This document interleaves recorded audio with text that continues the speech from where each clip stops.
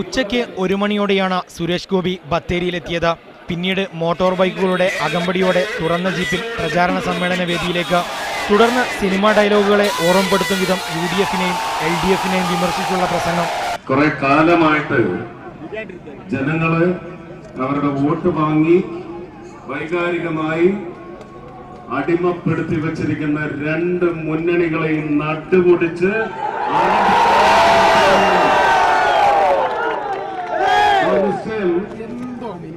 ബത്തേരിയിലും വയനാട്ടിൽ മൊത്തത്തിലുണ്ടാവണം.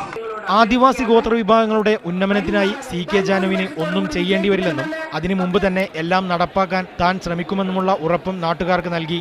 അതിന് പോരാടാൻ അവർക്ക് മുമ്പേ ഒരു 15 വർഷം മുമ്പേ തയ്യാറെടുത്ത് വന്ന ഒരു മനുഷ്യനുണ്ട് ഇവിടെ. അത് തീർച്ചയായിട്ടും ആ നിർവഹണം ഞാൻ നടത്തിയിരിക്കും. അതിനുവേണ്ടി CK ജാനു യുദ്ധം ചെയ്യേണ്ടി വരില്ല, അത് ഉറപ്പാണ്.